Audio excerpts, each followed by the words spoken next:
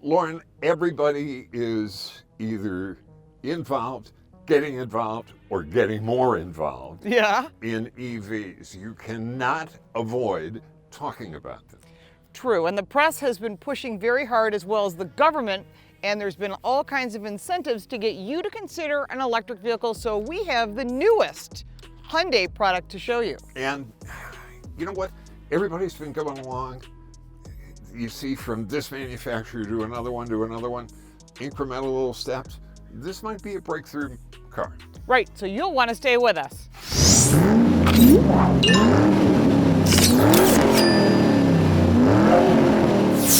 Welcome back to the channel. I'm Lauren Fix, and this is... Hi, I'm Paul. This is Paul Bryan. This is an episode of His Turn, Her Turn for the 2022 Hyundai IONIQ 5, and this is our first drive of this vehicle. Well, actually, we kind of driven it a few other times. Yeah. But this is the first drive where we can actually give you some insight to our experiences. So while everybody has got these polarized views here, they've got to sell vehicles in the middle of that because they got both sides. They want to sell it to everybody. Right, and they want to sell cars. Yeah. So along comes this, and they're the first ones to change to an 800 system on the recharge. Because in the past, just so you know, by charging, most cars have the 400 volt architecture. This is the 800, so that means you can use the super fast chargers like the Porsche Taycan. Yeah. So they said, let's get in front of that. Let's put that into all of our vehicles. Yeah, that's impressive, because the Kona EV is not. Yeah, they aren't making Taycans for everybody. No. You know, but here... Yes, because we all have, or a Lucid Air, a $160,000 car. So you're starting to see that. But no floor mats. But no... Okay. Yeah. I love the styling of this. Yeah, it's very different. I like the interior of it. Here at Car Coach Reports, we do more than first looks of new vehicles, car reviews, and first drives. We give you car smarts because knowledge is power. Make sure to subscribe and click that little bell for notifications so you don't miss anything. But we're gonna take it for a drive. You're gonna join us for the drive. I'll drive first, then you can drive, and we'll show you our experiences driving around we're around the Julian, California area, but we're also from San Diego and out here and back. So I'll drive first and we'll go from there. Seat warmers? Yes. Steering wheel warmer? Yes. Let's go. Let's go. You're on the other side. She tells me everything. Maybe they're trying to hide the fact that this is a Hyundai, but I don't think that's necessary. Hyundai's built some phenomenal cars, have won a ton of awards. People love the brand. It's like #1 with JD Power. So, but I'm really just forgetting all that. This car, my first drive impression. You see, I think this is good, and it's kind of like Genesis. There are two schools of thought on this thing. You can build either a Lada or a Fuji Manuli, and you can have that, and it's going to say the Lada Super Deluxe whatever, and here it'll say body by Pininfarina, Fuji Manuli, and it's too much. Yeah, it's too much, and I like that they're going to the other side of that, keeping it clean and modern and futuristic. And you don't need to know that you're in a Hyundai. You know you're in a Hyundai. Right, but other people don't. Well, screw them. Let them get their own. I have to talk about the driving. I have not converted to electric because I know I've driven the Audi RS, e-tron, and all these other cars, and Rivian and Hummer. This is a part of the automotive landscape. You have to embrace it, whether you agree with it or not. It's a product that's out there. What I drive has nothing to do with what you drive, so I want to at least clarify that. But the drive experience is nothing more than that of a vehicle that you could buy today. But yeah, it's transparent. Right, it is transparent, and I think that's important. And you got about the same road noise as you would on a regular car. You can't really make it totally silent. It would be a very strange feeling. I mean, you got car noise. Right, you have to have car noise. And one of the things I like is these two 12.3-inch screens that are right in front of you.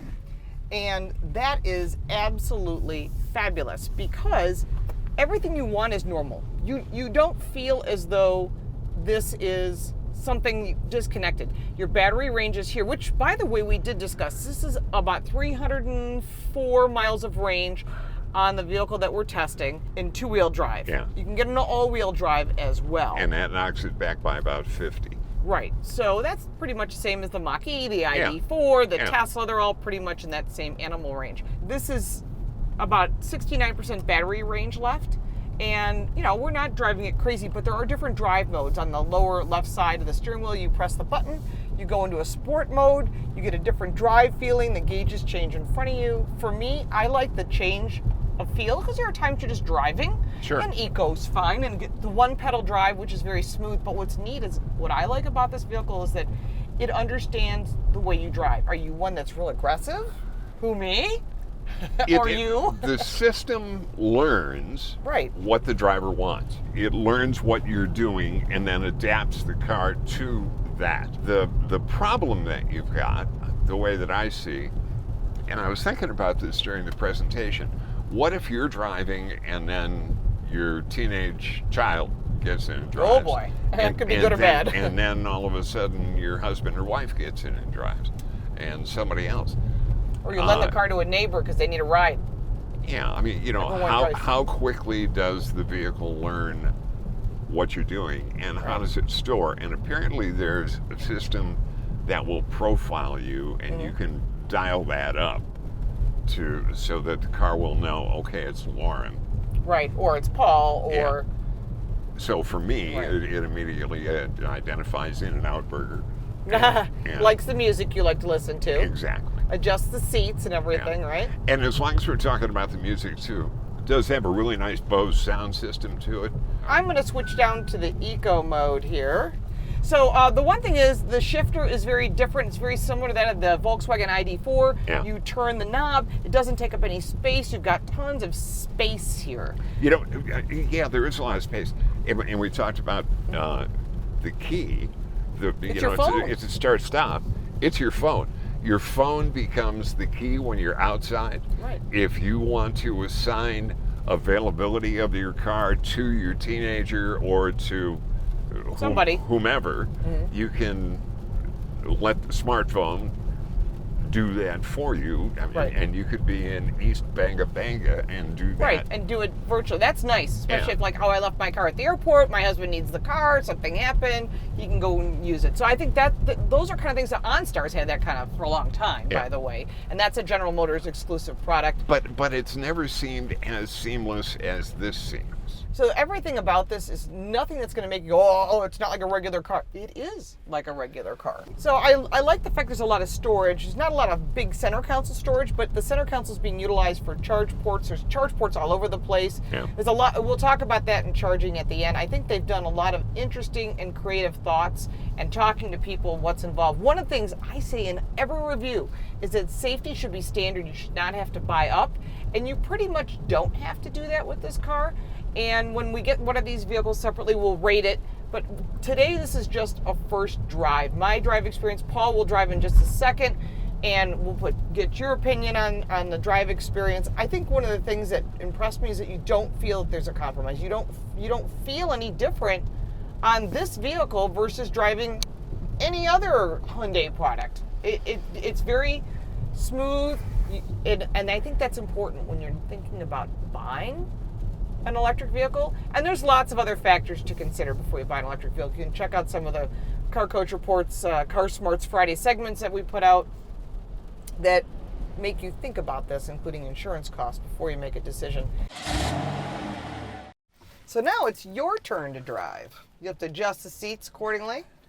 There is lumbar on the passenger side. Okay. And the steering wheel adjusts tilt telescopic. This appears to be no different than a regular vehicle. I do like the lighting around the 25 different light option colors around the Bose speakers. Very cool. Yeah, it's all in the settings here, and you've got all your different settings like electric vehicles. Let's see how unfuel efficient I was driving. About 16.3 miles to where we're going for a Tesla charging station. And so we got 176 miles. That's all right here. What else do we have here? Your map, navigation. We've gone through all this. Climate controls. Oh, heated seats and heated steering wheels. Yeah. Right there. No massaging seats, no ventilated seats. Paula, what do you think the price point is? I'm going to guess for the base model, mid-30s. Oh, wow. And I'm going to guess for the SEL top of the line. That's got everything you can. There's not much options to upgrade to. No, but I'm still going to say 7 or 8 G more. So about 45? 43 to 45. Yep. See, that's ID4, all-wheel drive loaded. That's the same as the Mach-E. 20-inch wheels.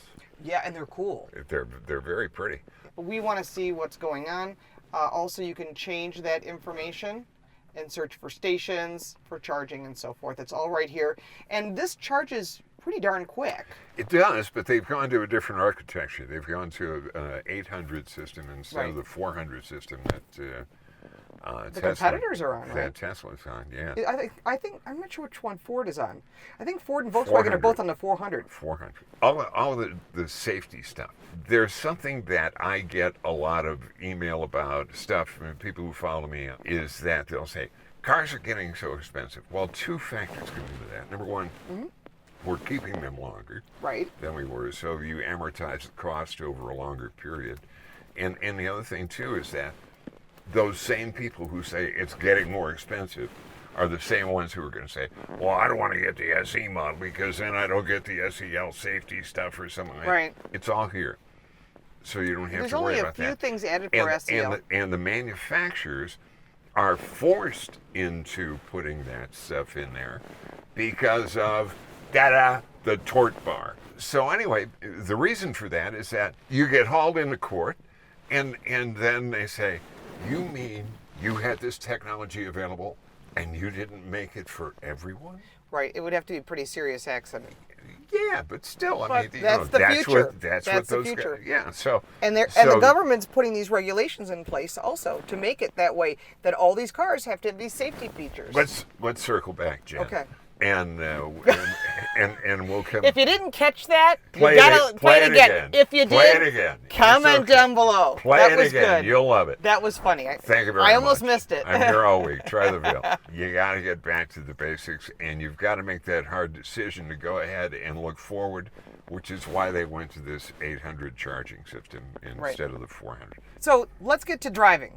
What's your thoughts on this? So your first impression, you get in, you turn the knob instead of a shifter or a button. I don't care about that. You got paddles, so if you go into D mode in the drive, you still can paddleize. Right. So you're That's for the one pedal. If you're looking to be like hyper miling, not for performance. No.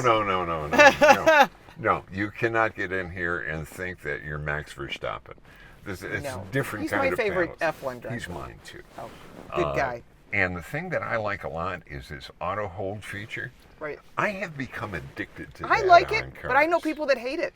My husband hates it. He wants to get his foot off the brake and roll forward if he needs to, but that stops that. So if you're one that gets distracted at a traffic light, you want to check your phone, which everybody does, even though you're not supposed to. You don't do that. Right, not supposed to do that. Okay. But that's okay. That's part of one of the segments I just did about the government controlling the vehicle by 2026. But yeah. The other feature that's on here that we both like a lot as well is that if you're sitting here and you're tuning up, listening to whatever you want on the radio, and the guy in front of you takes off, it dings you to say, hey, dummy, you're driving. Right. Pay attention. The car in front of you has departed, it says. And it's technically known as the dummy dinger. You know what it feels like so far? What? A car. We found this fun, curvy road. I don't think everyone found this road. This was an accidental find. We'll take it. We'll take it, for sure. Do you feel how punchy the car is? It responds instantly. Yeah, but I don't want to push it into a corner on a wet road in a car I've never driven before. That's probably not a great idea. Yeah. But people that drive this every day and you want a sporty feel, you can have a sporty feel. It's not a race car. No. But I think it gave a real nice feel for the road, and it's very connected. Oh, Jesus. Oh, my. It throws you in the seat. Lots of G's, man. Well, remember, an electric motor makes instant all the torque it's going to make. So far, for my first drive, I'm pretty impressed. And if you're buying an electric car, it's certainly something to consider. What are your thoughts so far? So far, this moves to the head of my list. Wow. Yeah. And you've driven the Mach-E and the ID4? Yeah. Wow. Yeah, the styling is very cool, very futuristic, and it's very polarizing. I think people love it, not so much, one or the other. Once you don't, it's okay. There's more for us. This is a company that's got Hyundai brands with 3 out of 9 finalists. For North American car, truck, and utility. They got 2 Hyundais and 1 Genesis. they're doing a lot of stuff right. This is a World Car finalist as well, so that's pretty impressive. Yeah. To have a car, that many cars, the only one who's even close is Ford. They've got Maverick and Bronco. Right. But when you're looking at electric cars, there's one in each category because this is something that people are showing interest in. You're asking about electric cars. You're thinking, maybe this does work for me and I'll have a second car. People are asking, but the other part of that is that people are being force-fed. Yes. With all the hubbub that you hear about it, it's still 2% of the market. Right. So if you want one, you should buy one. Should you be forced to buy one? No. No. We've discussed that before. We like all kinds of propulsions, and that includes hydrogen, natural gas. I mean, there's dilithium crystals. there's other things coming out too, including renewable gasoline. There's already renewable diesel out there, and you're going to once that comes out, that'll lower the price of gasoline for you, and diesel's already lower in many cases. I did want to point out this Hyundai logo is the only Hyundai logo in the whole vehicle. It's front, cool. back, side, in, out. That is the only one, but the IONIQ 5 is right here. One of the things I wanted to talk about with this car is this LED lighting. You know, it reminds me of, do you remember the old Casio watches? Yeah. And you would look at it and go, oh man, I can barely read it. You know, if you do this like Super Mario is yeah, or Pac-Man. Yeah. So it has that kind more. of, but obviously this was done for a reason. It was part of the design, the smooth wheels, you know, even having a rear valance for airflow, the lines, everything is very futuristic. I even like that the airfoil was designed, you know, with air pass through here. I mean, they've really thought about designing this vehicle. The thing I think is most striking is side view, where it looks like a Z has been cut. Wait, isn't that into in the Tucson also? Yeah. So one of the things is there are 6 exterior colors. This is personally my favorite. So when we went out to drive the cars, I said, I love this matte color. Remember that if you own this matte color, you can't polish it because it'll shine. You'll have high and low spots. But I think they did a really nice job making different colors, very futuristic. I'm not a fan of the matte I stuff. like the matte It's colors. pretty, it's nice. Do you like the matte colors? Put that in the comments down below. Yeah, I like stuff shiny. You like shiny. You like shiny chrome? I'm like matte. I like bright wheels, I like bright cars. Yeah, the wheels are kind of different on this car, but I like them. I think it's all about aerodynamics. It's all about low rolling resistant. We were talking about that in the tires. We were driving and kind of pushing this vehicle in the sport mode a little bit. And the one thing we said is low rolling resistant, and then also run flat tires, which means they're expensive, but it also means they can be loud. So although they can filter out most of the noise. She tell me, well, why don't you push it a little bit? I said, I've got 3 miles on this car. It's wet, and you want me to be Timo Macarelli out here. So one of the things about this vehicle that I like is the fact that you really don't see the difference between this and a gasoline-powered vehicle as far as like the everyday driver for you. Right. So, but the thing is, we go and fill up with gas at 7 minutes, you're back on the road. They're saying in 18 minutes, you can charge up to 80%. So we had to find a high-speed with the high-speed charging. Yeah. So we went to a mall to get it, and of course, Paul had to have a little fun with that. But there is some cool stuff. What's going on? Are you in a fully reclined position? This is the best part of this. You can even recline this completely. Oh, there's a little full recliner in here for you. There Just you go. like a lazy boy. How far does it go back? How apropos. But all of a sudden, you start thinking about some of the other things that are that come with having, because we're talking about reclining. Oh goodness, it's full flat. Yes. So I guess you could take a nap. You could, or you wouldn't have to. Fill in your own blanks. Hey, listen, just because there's snow on the roof doesn't mean that there's, you know the phrase. So put it in the comments below what you would do with your fully flat seat. Yeah. Or what you would do while you're waiting for the 18 minutes of charge. Blondes above 5'5" preferred. That's. When you put the charger in, there's an adapter if you want to like charge your phone, if you're camping. I mean, there's a million things you can do with this car and make it very user-friendly. But for the most part, most people are just going to drive it. They're going to use it as transportation and potentially a second vehicle. We're going to have more on this car as it develops and we get more time in it. like a week. So stick with us. If you got value from this video, make sure to like and subscribe for more videos like this one. If you have comments for Paul, he is at the Paul Bryan on Instagram, Twitter. He's on Facebook, and he will reply. I promise you he will. You can follow me on all forms of social media at Lauren Fix. And don't forget to check out our website. It's in English and in Spanish. Paul writes about racing and some of the cool stuff that's going on also in our industry. And we have a podcast called Total Car Score. It's available on all platforms where we talk to insiders, including on this vehicle, to find out what's going on so you get some extra information. If you have any questions, because we did not cover every single aspect of this vehicle, put it in the comments down below. Paul and I will reply to you. If we can't find the answer, we'll call someone at Hyundai and get the answer for you, because you should have all the knowledge you want, because when you go into the dealer, their job is to sell you on the car. Our job is to give you knowledge, because we want you to have car smarts. All right, well, thank you so much for watching, and we will look forward to seeing you next time.